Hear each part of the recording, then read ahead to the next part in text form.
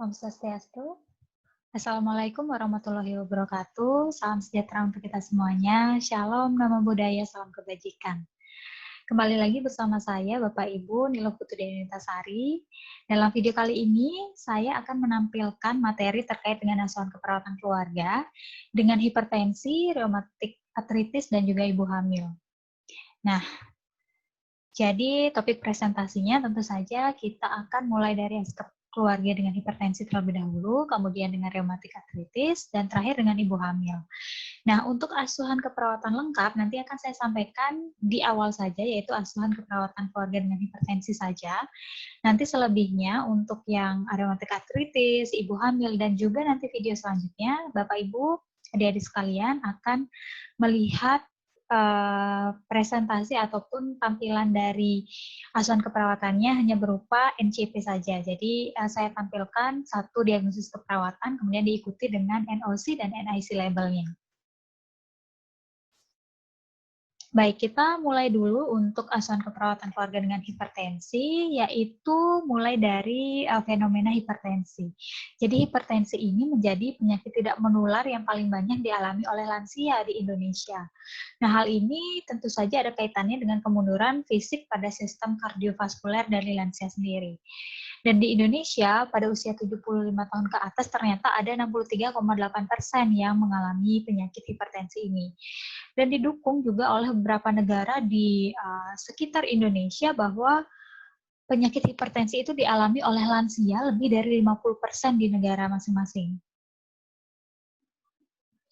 Nah, ada beberapa komplikasi dari hipertensi yang menyebabkan bahwa mengapa kemudian hipertensi menjadi fokus utama dalam penanganan penyakit tidak menular di Indonesia, yaitu terjadinya beberapa penyakit-penyakit katastrofik seperti stroke, infak miokard, kematian jantung mendadak, penyakit koroner, gagal jantung, penyakit ginjal, bahkan menyebabkan kematian. Nah, hal inilah yang menjadi kemudian menimbulkan beban-beban psikologis, beban finansial di dalam keluarga, sehingga bagaimana kemudian ketahanan coping keluarga dalam menghadapi ataupun mengantisipasi terjadinya komplikasi akibat hipertensi.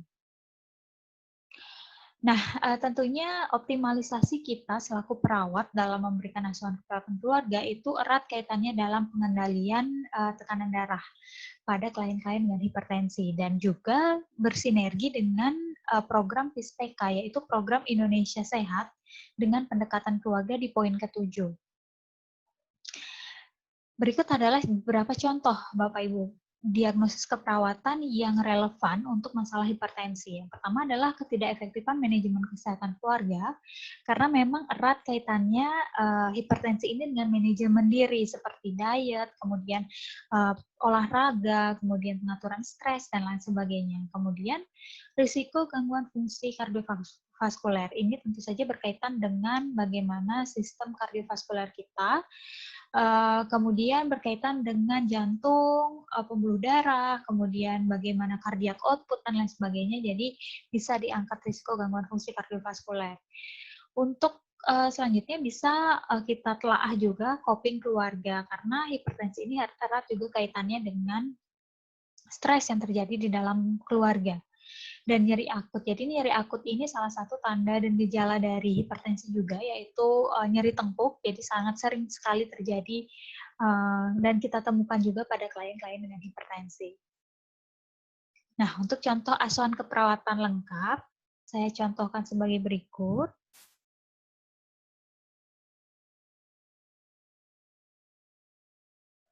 Oke. Mudah-mudahan kelihatan ya Bapak Ibu. Jadi ini sebetulnya adalah asuhan keperawatan yang memang ada kliennya, atau memang dengan kondisi yang sebenar-benarnya gitu. Jadi saya contohkan salah satu keluarga dengan hipertensi, yaitu Bapak A gitu, dengan susunan keluarga, ada 3 orang anggota keluarga di dalam satu rumah atau dalam satu keluarga ini. Nah, kita mulai dari pengkajian terlebih dahulu. Sebetulnya untuk asuhan keperawatan keluarga pun itu sama dengan asuhan keperawatan lainnya. Yang membedakan adalah bagaimana caranya pengkajian. Jika di keperawatan secara umum, seperti itu kalau misalkan di hospital base, di rumah sakit itu kita menggunakan pola Gordon gitu ya Bapak Ibu ya. Tapi kalau misalnya untuk di keluarga kita bisa gunakan pendekatan Friedman namanya. Jadi kita lihat pengkajian itu dari beberapa hal-hal yang diatur dalam buku Friedman. Nah, pengkajian sendiri kita lihat dari struktur keluarga, kemudian struktur keluarga ini terdiri dari kepala keluarga dan susunan anggota keluarga. Jadi hal-hal ini yang bisa dikaji, ada nama, jenis kelamin, dan lain sebagainya. Nah, tekanan darah kenapa dikaji? Karena memang erat kaitannya dengan hipertensi, gitu. Jadi kita bisa kaji secara fokus di sini. Dan kebetulan yang mengalami hipertensi adalah kepala keluarganya sendiri. Kemudian genogram. Jadi Bapak Ibu mungkin sudah diberikan penjelasan ya pada kuliah-kuliah sebelumnya bahwa genogram ini ada beberapa simbol. Yang pertama adalah simbol segi 4 ini merupakan keterangan dari laki-laki, kemudian lingkaran adalah perempuan. Jadi garis ini adalah menandakan adanya pernikahan. Nah, kemudian ini adalah keturunannya atau anaknya. Yang silang sudah meninggal. Jadi mohon maaf ini juga sebetulnya sudah meninggal ya. Jadi di atas dari orang tua dari klien ini juga sudah meninggal sebetulnya. Kemudian garis putus-putus ini merupakan simbol dari tinggal serumah gitu. Jadi semua yang ikut di dalam garis putus-putus ini, dibatasi ini berarti tinggal serumah. Nah, si klien ini ditandai panah, kemudian ada usia dan juga seharusnya ada keluhannya atau penyakitnya, misalnya hipertensi. Jadi saya kurang di sini. Nah, silang berarti meninggal ya Bapak Ibu. Kemudian dikaji juga tipe keluarga. Ini adalah tipe keluarga inti Bapak A ini karena terdiri dari orang tua dan juga anak-anak saja. Nah, ketika misalnya ada keluarga yang terdiri dari cucu, nenek, kakek, anak, itu dikategorikan sebagai keluarga extended family. Kalau untuk struktur budaya, etnisnya Betawi, kemudian dilihat juga apakah etnis ini memiliki riwayat penyakit tertentu atau mungkin memiliki kebiasaan tertentu yang berkaitan dengan kesehatannya saat ini. Agama juga perlu dikaji, status ekonomi keluarga juga perlu karena ini juga tidak bisa kita pungkiri bisa memicu terjadinya stres psikologis. Kemudian aktivitas rekreasi keluarga juga perlu dikaji ya Bapak Ibu ketika memang ada waktu senggang, waktu luang itu apa yang dilakukan. Tidak harus keluar rumah, tapi jika misalnya ada kondisi yang libur dan kemudian bersama-sama itu bisa dikategorikan sebagai rekreasi dalam keluarga. Kemudian untuk tahap perkembangan keluarga saat ini, jadi tahap perkembangan keluarga ini erat kaitannya dengan tugas perkembangan keluarga. Jadi setiap keluarga itu punya satu tahap perkembangan yang spesifik yang ditandai dengan kondisi anak pertama sekarang. Jadi kondisi anak pertama sekarang dalam keluarga ini berusia di atas 20 tahun gitu. Jadi tugas perkembangannya sebetulnya adalah memperluas lingkaran keluarga anak dewasa muda dan lain sebagainya. Namun ternyata di tahap perkembangan keluarga yang belum terpenuhi, anaknya belum menikah gitu. Anak yang pertama belum menikah justru. Sehingga mungkin di sana terjadi gap dan lain sebagainya, dan juga ada masalah bahwa ibu RO atau istri dari Bapak A ini sebagai kepala keluarga itu hubungannya tidak terjalin harmonis yang ditandai dengan kurangnya komunikasi dan tempat tidur yang terpisah, seperti itu. Nah, untuk riwayat keluarga saat ini, jadi Bapak, Ibu, adik-adik semuanya bisa menerangkan apa yang terjadi pada kondisi keluarga Bapak A saat ini. Entry point-nya adalah Bapak A yang mengalami hipertensi dan juga punya riwayat stroke. Jadi, boleh dijelaskan bagaimana kronologisnya, apa yang dilakukan saat ini, bagaimana keluarga menanggapinya.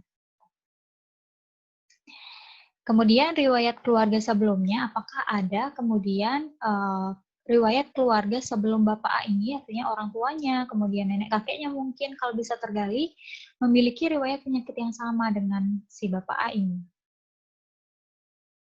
Karakteristik rumah, jadi lingkungan, poin ketiga lingkungan. Jadi dikaji karakteristik rumah dari tipenya seperti apa, luasnya, kemudian struktur rumahnya itu seperti apa. Karakteristik lingkungan dan juga komunitas RW, jadi ini mungkin bisa fleksibel ya, karena di luar Pulau Bali mungkin lebih dikenalnya RT RW kelurahan, kalau di Bali mungkin banjar, desa, kemudian kecamatan dan lain sebagainya. Mobilitas keluarga, jadi mobilitas geografis ini erat kaitannya dengan dari mana kemudian keluarga itu berasal. Misalnya Bapak A ini dan juga Ibu RO yang merupakan istrinya itu warga asli dari Kampung Cikumpa. Nah, kalau misalnya ada yang lintas pulau itu juga bisa diterangkan di sini. Kemudian kalau misalnya ada gap atau ada permasalahan terkait dengan mobilitas geografis itu bisa juga dijelaskan di sini. Untuk perkumpulan keluarga dan interaksi masyarakat juga harus dijelaskan bahwa apakah kemudian klien kita itu memiliki gangguan interaksi sosial antara keluarga dan juga komunitas yang ada di masyarakat. Poin yang ke-E adalah sistem pendukung keluarga. Jadi sistem pendukung keluarga ini bagaimana dukungan keluarga, kemudian dukungan dari teman dan tetangga gitu. Jadi sistem pendukung ini sangat penting juga ketika keluarga menghadapi suatu masalah, apakah ada dukungan dari keluarga yang lainnya ataupun dukungan dari tetangga. Kemudian untuk poin selanjutnya adalah struktur keluarga. Kita lihat pola komunikasinya seperti apa, kemudian struktur kekuatan keluarganya seperti apa. Jadi Bapak Ibu bisa mengadopsi nanti pertanyaan-pertanyaan ini untuk mengkaji keluarga yang Bapak Ibu ingin tuju itu. Kemudian perannya seperti apa, peran masing-masing anggota keluarga secara formal yang berarti bahwa peran yang diatur dalam perundang-undangan secara resmi, misalnya peran sebagai dosen, peran sebagai pegawai negeri sipil, dan lain sebagainya. Kalau misalnya informal itu memang tidak diatur dalam perundang-undangan, misalnya kelompok arisan tertentu gitu. Jadi peran-peran yang bersifat lebih fleksibel dan lebih dan tidak diatur oleh perundang-undangan manapun.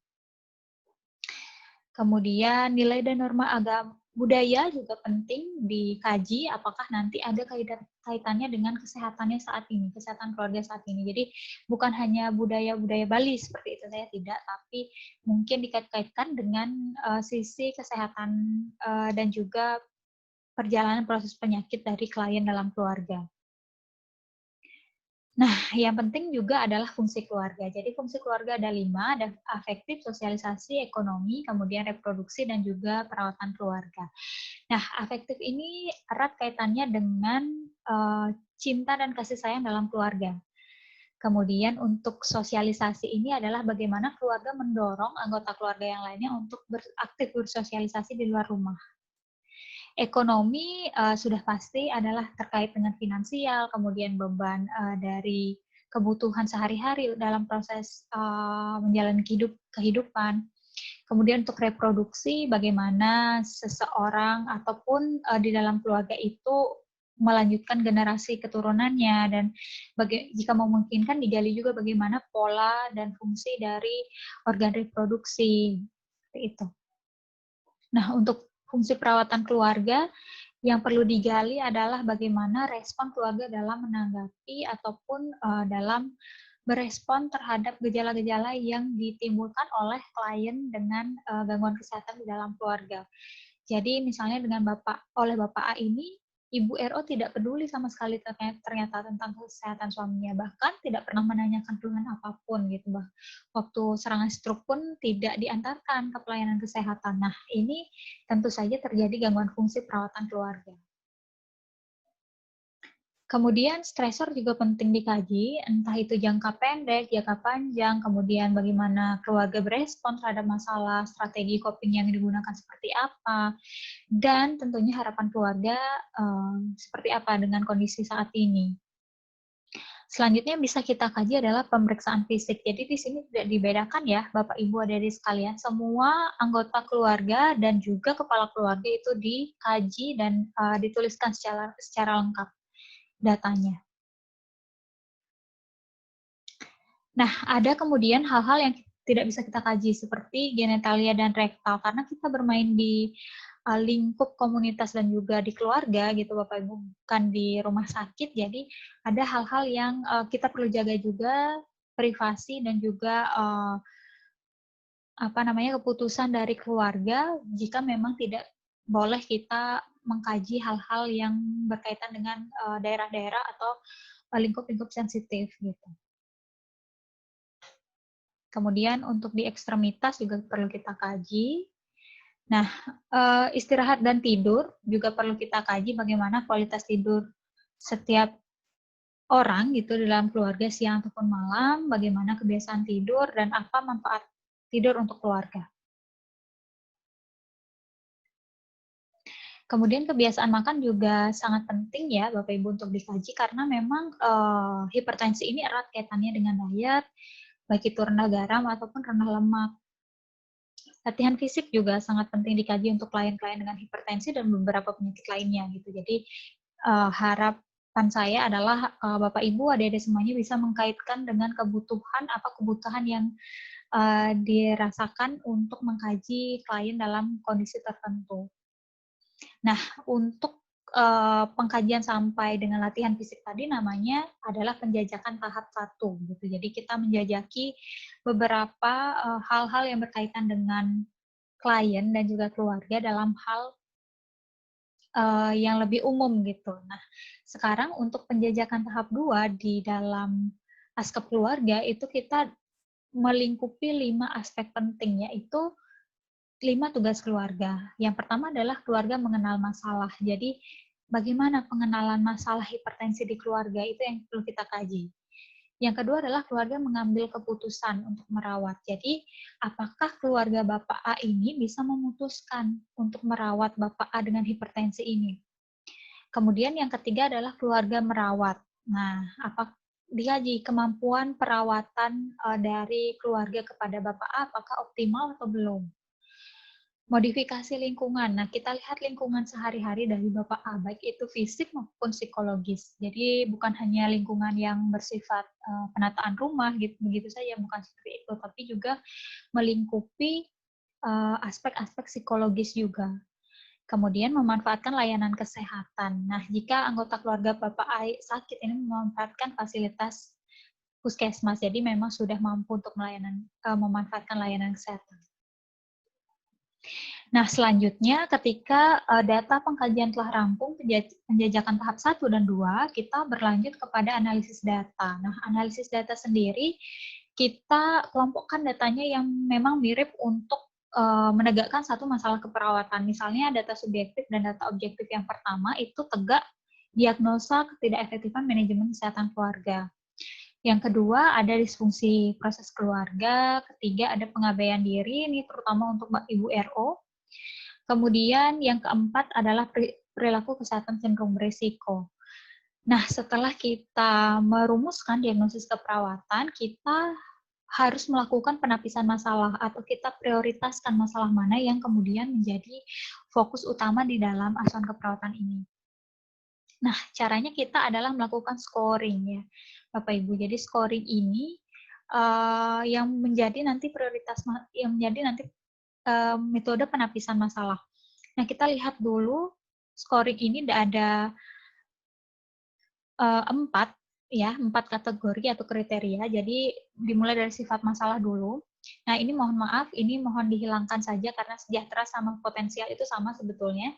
Jadi yang kita pakai adalah aktual risiko dan potensial. Nah, caranya untuk men-scoring ini adalah 3 ini atau yang menjadi penyebut itu adalah skor tertinggi dari satu kriteria. Misalnya di sini yang paling tinggi 3, jadi penyebutnya 3. Kalau misalnya di sini 2, nah di sini 2 berarti di sini penyebutnya juga 2 gitu. Nah, yang di atas ini atau pembilangnya ini adalah skor mana yang paling tepat. Misalnya sifat masalah dari ketidakefektifan manajemen kesehatan keluarga itu adalah yang aktual. Jadi kita tulis 3 di sini, per 3 tadi 3 yang paling tinggi scoringnya, dan dikalikan 1. 1 itu adalah bobot. Jadi Bapak Ibu bobot ini sudah ditetapkan ya, jadi tidak bisa kita otak-atik lagi gitu. Jadi memang sudah ditetapkan oleh Maglaya seperti ini. Jadi kita tinggal menjadikan dia pengali saja, jadi 3/3 kali 1, hasilnya 1, begitu juga selanjutnya. Nah, setelah hasil ini didapatkan 1, 1, 4/3, dan 1, kita jumlahkan, hasilnya 4, 1/3. Nah, dilanjutkan dengan diagnosis lainnya, disfungsi proses keluarga seperti apa, kemudian yang selanjutnya seperti apa, gitu juga. Nah, pembenaran ini adalah statement-statement atau data-data yang bisa mendukung bahwa sifat masalah di kriteria ini adalah aktual gitu. Jadi pembenaran ini adalah justifikasi ya Bapak Ibu ya untuk hal-hal yang kita putuskan. Nah, setelah didapatkan scoring-scoring total dari setiap diagnosis, maka kemudian kita mendapatkan simpulan bahwa ketidakefektifan manajemen kesehatan keluarga ini adalah yang utama karena paling tinggi scoringnya, kemudian disfungsi proses keluarga mengikuti gitu. Jadi kita urutkan dari skor yang tertinggi ke yang terendah gitu. Nah, ini adalah salah satu contoh diagnosis keperawatan yang disusun. Jadi saya pilih yang utama adalah ketidakefektifan manajemen kesehatan keluarga. Bapak Ibu silahkan dalam NIC, NOC, dan juga Nanda gitu ya, ataupun SDKI, SLKI gitu, SI untuk intervensi gitu satu lagi. Jadi kita bisa mengadopsi dari sana untuk label-labelnya seperti ini. Nah, misalnya untuk TUK yang pertama, yaitu keluarga mampu mengenal masalah hipertensi. Jadi, untuk mengenal berarti kita menyentuh aspek dari pengetahuan klien dan juga kita mengintervensi pengajaran proses penyakit. Jadi, kita sesuaikan dengan apa tujuan pertuknya untuk pemilihan dari NIC maupun NOC label. Begitu juga selanjutnya, untuk TUK 2 itu kita menekankan pada kemampuan keluarga untuk memutuskan. Nah, ketika memutuskan sesuatu berarti harus ada kepercayaan diri mengenai mampu untuk melakukan hal-hal yang berkaitan dengan kesehatan gitu. Nah, Bapak Ibu juga bisa harus menampilkan dari skala berapa sampai berapa yang harus ditetapkan gitu. Nah, di sini dipilih NIC dukungan mengambil keputusan. Selanjutnya adalah TUK 3. Jadi TUK 3 ini adalah untuk kemampuan keluarga merawat klien dengan hipertensi ataupun penyakit lainnya. Jadi kita boleh ambil di sini pengetahuan terkait dengan manajemen hipertensi, boleh juga menyentuh pengetahuan, tapi diupayakan adalah bagaimana kita menstabilkan mungkin tanda-tanda vitalnya, kemudian tingkat kenyamanannya seperti apa, kemudian partisipasi keluarga dalam perawatan profesional seperti apa. Nah, untuk yang pendidikan ini, yang pengetahuan ini, kita perlu ulangi sekali lagi untuk memaksimalkan apa yang menjadi prioritas utama dalam merawat klien dengan hipertensi gitu. Jadi untuk peresepan obat, manajemen nutrisi, terapi latihan, kemudian pemijatan ini memerlukan asistensi dari perawat ya. Akupressor, kemudian aromaterapi juga perlu. Dan relaksasi otot progresif. Nah, hati-hati Bapak Ibu untuk relaksasi otot progresif di dalam NIC itu hanya boleh dilakukan oleh nurse spesialis atau dalam jenjang yang lebih tinggi dari Bapak Ibu. Kemudian untuk TUK 4, jadi TUK 4 ini untuk memodifikasi lingkungan Bapak Ibu. Jadi status kenyamanan perlu kita stabilkan, kemudian caranya adalah dengan memanajemen lingkungan. Dan juga mobilisasi keluarga ataupun dengan terapi relaksasi karena ada kaitannya dengan lingkungan psikologis tadi. Nah, terakhir untuk TUK 5 sendiri adalah untuk memanfaatkan fasilitas kesehatan. Jadi keluarga diharapkan mampu memanfaatkan fasilitas kesehatan dengan berkonsultasi, kemudian panduan sistem pelayanan kesehatan yang bisa digunakan seperti apa. Jadi ini NIC label yang bisa Bapak Ibu pilih. Untuk rencana implementasi, evaluasi dan rencana tindak lanjut bisa Bapak Ibu lihat, saya contohkan satu. 1 hari gitu ya. Jadi dalam 1 hari saya berencana untuk mencapai 2 TUK 1 dan TUK 2. Kita lihat bahwa keluarga mungkin bisa menerima kedua TUK ini dalam 1 kali kunjungan, itu tidak masalah dilakukan sekali, atau mungkin TUK 1 tidak bisa dicapai dengan 1 kali kunjungan, bisa Bapak Ibu ulang repetisi beberapa kali gitu. Tidak serta-merta strict harus harus sekali, harus 2 kali, itu tidak. Jadi memang disesuaikan dengan kebutuhan keluarga dan juga ketercapaian keluarga. Nah, kita evaluasi ketika memang sudah bisa tercapai baru kita lanjut ke TUK 3. Jadi tidak bisa kita langsung lanjut sebelum TUK sebelumnya tercapai. Tuh. Jadi planningnya melanjutkan TUK atau mungkin memodifikasi dari intervensi yang kita tetapkan di dalam TUK masing-masing yang belum tercapai.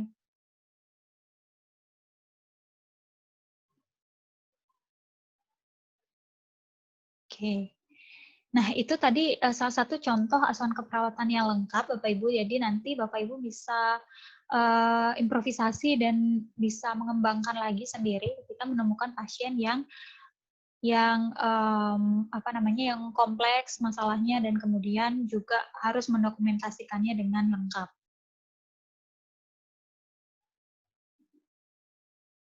Nah, kita lanjut ke asuhan keperawatan dengan RA, jadi rheumatic arthritis. Nah, selebihnya saya akan menerangkan ataupun menampilkan beberapa pilihan-pilihan NIC label yang bisa Bapak Ibu pilih di dalam penegakan RENPRA gitu ya Bapak Ibu ya. Karena tadi di awal memang sudah lengkap dijelaskan dari pengkajian. Nah, sebelumnya kita harus tahu dulu RA ini adalah penyakit autoimun yang ditandai dengan sinusitis erotis, simetris, dan juga membutuhkan pengobatan jangka panjang, sehingga kita perlu dukungan keluarga untuk mencapai apa namanya, pengontrolan nyeri gitu ya di dalam manajemen diri penyakit RA ini. Nah, umumnya memang dialami oleh populasi lanjut usia, tapi tidak menutup kemungkinan juga memang ada usia-usia produktif yang mengalaminya. Nah, hasil Riskesdas menyatakan bahwa ada 18,95% yang menyandang penyakit ini, namun tentunya tidak sepopuler atau sebanyak penyakit hipertensi dan juga DM yang merupakan penyakit tidak menular lainnya. Nah, komplikasi dari rheumatic arthritis ini ada kerusakan sendi, kemudian ada nyeri hebat, ada kecacatan, kemudian gangguan mobilitas, dan ketergantungan ADL. Nah, hal inilah yang memerlukan pertahanan coping keluarga dalam askap keluarga gitu ya. Dan salah satu penelitian tahun 2019 sebetulnya sudah menyatakan bahwa asuhan keperawatan keluarga itu sangat efektif untuk meningkatkan manajemen diri dan mengurangi nyeri kronis pada penyandang rheumatic arthritis. Nah, ini adalah beberapa contoh diagnosis keperawatan yang relevan atau yang mungkin cocok untuk masalah-masalah yang terjadi pada rheumatic arthritis, misalnya nyeri kronis. Nah, nyeri kronis ini definisinya bahwa terjadi nyeri dalam kurun waktu lebih dari 3 bulan gitu secara persisten. Sedangkan sindrom nyeri kronis ini sudah terjadi beberapa gangguan-gangguan seperti misalnya ada gangguan ADL. Nyeri kronis tersebut bisa menyebabkan seseorang gangguan pola makan, kemudian gangguan eliminasi urin, kemudian gangguan mobilisasi yang cukup parah gitu. Jadi itu bisa kita angkat sindrom nyeri kronis. Tapi jika hanya nyeri saja dan tidak mengganggu aktivitas atau masih bisa melakukan aktivitas secara mandiri, itu baru terkategori dalam nyeri kronis. Risiko jatuh bisa saja terjadi karena seseorang dengan nyeri kronis pada area lutut misalnya itu takut untuk bergerak, kemudian lemah, dan terjadi kontraktur misalnya, itu jadi berisiko jatuh. Kemudian ketidakseimbangan manajemen kesehatan keluarga tentu saja berkaitan dengan manajemen diri dari penyandang rheumatic arthritis. Nah, contoh RENPRA-nya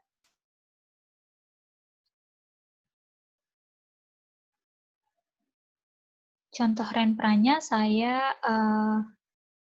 tampilkan satu diagnosis, yaitu nyeri kronis ya Bapak Ibu, karena memang khas sekali gejalanya nyeri kronis pada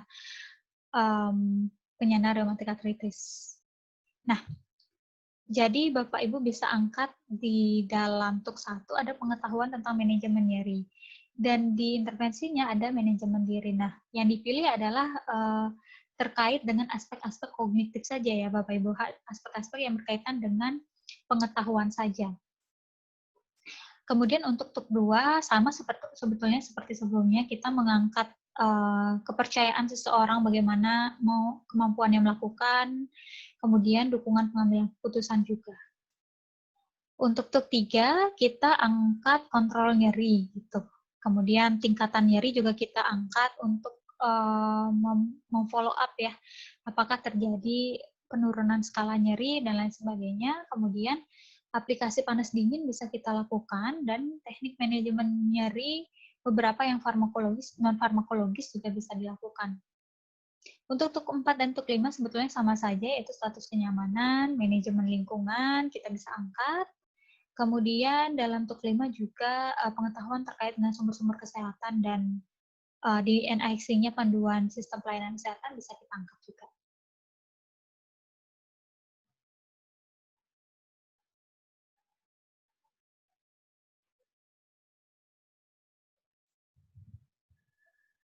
Nah, satu lagi Bapak Ibu, asuhan keperawatan dengan keluarga ibu hamil. Nah, sebetulnya fenomena ibu hamil di Indonesia ini ada yang mengalami kondisi-kondisi patologis gitu, atau mungkin kehamilan yang memiliki penyakit tertentu. Nah, Riskesdas 2018 menyebutkan bahwa rata paling banyak yang mengalami komplikasi kehamilan itu adalah rentang usia ibu 10-14 tahun. Nah, kita tidak bisa memungkiri dan menutup mata ya Bapak Ibu, ternyata ada usia remaja 10-14 tahun ini yang mengalami kehamilan. Dan masalah yang paling sering itu adalah muntah dan diare terus-menerus, hipertensi, dan juga perdarahan. Di hasil Riskesdas pun dinyatakan usia rentang ini tidak segera merujuk kondisinya ketika terjadi komplikasi, sehingga memperparah kondisinya. Dan kemudian apa yang terjadi sebagai hal-hal yang emergensi? Yang pertama adalah perdarahan pada jalan lahir, nyeri dada dan jantung yang berdebar, janin yang tidak bergerak, kemudian bengkak disertai kejang, dan keluar air ketuban. Nah, keluarga tentunya harus memegang peranan penting dalam pemberian perhatian atau pemberian perawatan pada ibu hamil di dalam keluarganya. Dan PISPK sendiri atau Program Indonesia Sehat dengan pendekatan keluarga juga sudah menyusun bahwa ibu hamil harus melakukan persalinan di layanan kesehatan. Nah, fokus kita di sini adalah ibu hamil gitu.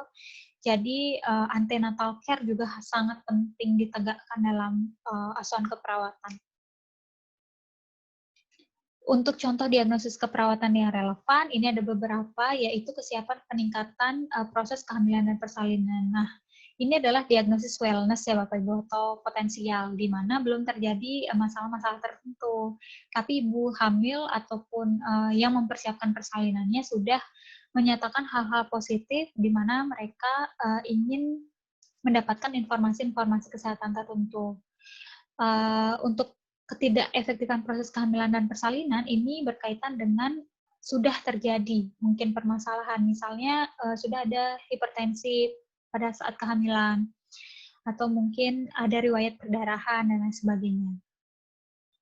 Risiko gangguan ibu dan janin ini juga erat kaitannya dengan bagaimana ibu dan janin kondisinya pada saat ini gitu. Jadi misalnya terjadi plasenta previa apa dan lain sebagainya, itu kita juga perlu antisipasi, dan kita perlu tangani juga untuk proses rujukan ketika memang masih di rumah. Kemudian untuk penurunan coping keluarga ini juga tidak bisa kita pungkiri, tadi fenomenanya ada 10-14 tahun yang mengalami kehamilan dan masih tentunya masih menjadi remaja dan anak sekolah ya Bapak Ibu. Jadi penurunan proses coping keluarga ini juga kemungkinan terjadi dalam kehamilan dalam rentang usia yang tidak diinginkan.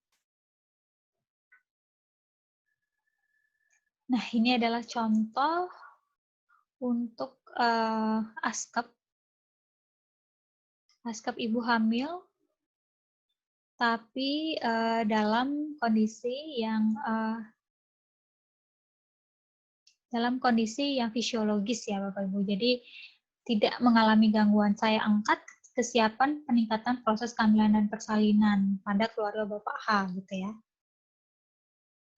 Nah, ini kita bisa lihat Bapak Ibu, jadi ada banyak hal yang sebenarnya bisa diedukasi untuk klien yang memang dengan diagnosa kesiapan gitu. Misalnya pengetahuan terkait dengan menyusui, perawatan bayi, melahirkan, kehamilan, dan bisa kita intervensi dengan memberikan pendidikan orang tua bayi, pendidikan kesehatan. Nah, untuk 2 sama saja seperti yang sebelumnya, bagaimana keluarga mengambil keputusan.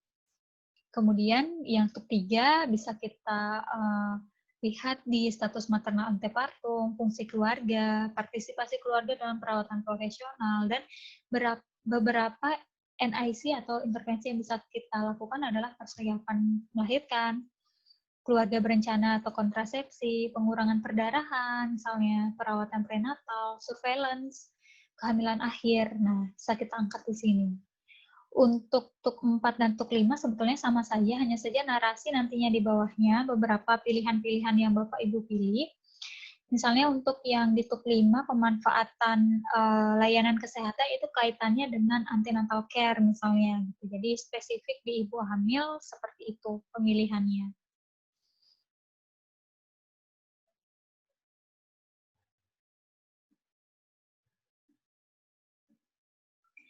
Nah, selanjutnya ini adalah referensi-referensi yang saya gunakan Bapak Ibu untuk menyusun video ini maupun menyusun materinya. Silahkan Bapak Ibu lebih memperdalam lagi materi-materi ini dalam referensi-referensi yang sudah saya tunjukkan ini, dan juga ada beberapa referensi terkait dengan keperawatan komunitas dan keluarga yang bisa Bapak Ibu akses dan Bapak Ibu baca juga dalam buku, seperti misalnya buku IPKKI, buku NIS, gitu bisa dibaca. Nah, Bapak Ibu terima kasih atas atensinya dalam menyaksikan video ini. Kita akan berlanjut ke Google Classroom untuk melakukan diskusi nantinya. Terima kasih sekali lagi dan mohon maaf jika ada kesalahan kata dan juga ada kesalahan teknis dan lain sebagainya. Saya Niluh Putudianintasari, undur diri. Om Santi Santi Santi Om. Assalamualaikum warahmatullahi wabarakatuh. Salam sejahtera untuk kita semuanya. Shalom, nama budaya, dan salam kebajikan.